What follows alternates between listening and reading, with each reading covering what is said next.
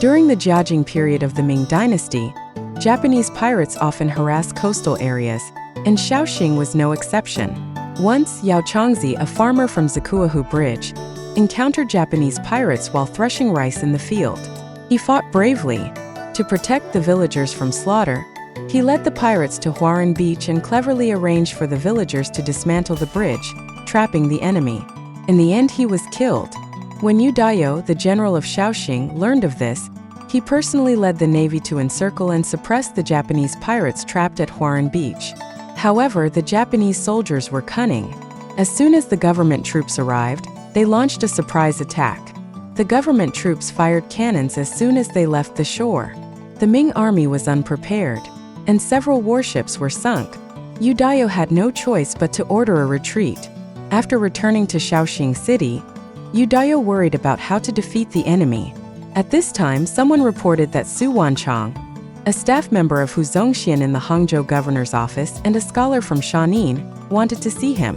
Yu Dayo knew that Su Wanchang was very talented and had contributed strategies in several major battles against the Japanese along the coast, so he quickly sent an order to invite him in. When Su Wanchang arrived at the mansion, Yu Dayo invited him to sit, set up a drink, and discuss the defeat at Huaran Beach in detail. After hearing this, Su Wanchang comforted him.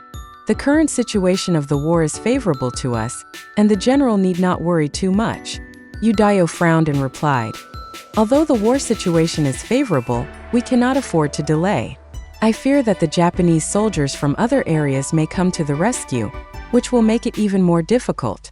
We must mobilize troops and make a quick decision." Su Wanchang nodded, then shook his head and said, "What the general said makes sense, but we should not act too hastily. Although the Japanese soldiers are trapped in a desperate situation, they will fight to the death to survive, and a strong attack may not work. This defeat is a lesson. As the saying goes, know yourself and know your enemy, and you will never be in danger in 100 battles. We need to avoid the enemy's strengths and attack their weaknesses. The Japanese soldiers are eager to survive, so why not cater to their needs, set up bait, and then use the special skills of the Shao soldiers and civilians who are familiar with water? Victory shall be ours." Yu Dayo saw that Su Wanchang's analysis was logical, and that he was well versed in the art of war with profound insights. He couldn't help but smile and agree. That night, the two of them devised a plan to defeat the enemy. On Huaran Beach, the Japanese soldiers were hungry, and their situation worsened. At dusk, they saw 3 empty boats floating from the east and were immediately delighted. When the boats reached shore, the Japanese soldiers rushed to board them, paddled, and set sail. Soon, 3 large boats filled with Japanese soldiers sailed toward the wide river near Zhoushan. Just as the Japanese soldiers thought they could escape, shouts and drums echoed from both sides of the river. Small boats carrying officers and soldiers quickly surrounded them, though they stayed at a distance. The Japanese soldiers tried to fire cannons, but their targets were scattered. They attempted to fight, but found no opponents. Desperate, they paddled furiously and fled eastward. The small boats followed closely, surrounding but not attacking. The Japanese ships had more people and a deeper draft, so they could not catch up with the officers' boats. In their panic, the Japanese soldiers suddenly noticed water coming from the bottom of the boats. There was a constant gurgling sound, and soon the water filled half of the boats. It turned out that local fishermen's diving experts had been waiting. When the 3 Japanese boats arrived, they dived under the water and removed the large wooden plugs from the bottom of the boats. Before the Japanese soldiers could understand what was happening, the boats sank.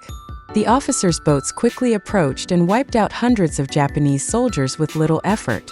To commemorate Yao Chongzi's heroic sacrifice, later generations renamed Huaran Beach Juwotu and built a monument and memorial temple. The patriotic scholar Su Wanchang made significant contributions in this battle with his extraordinary wisdom. He understood the Japanese soldiers' desperation to survive and used empty ships as bait to lure them into the river, familiar to the officers and soldiers. Then he employed combat strategies to attack the enemy's weaknesses with his own strengths, wiping them out in one fell swoop. Su Wenchong's wisdom and Yao Chongzi's bravery are forever engraved in the hearts of the local people.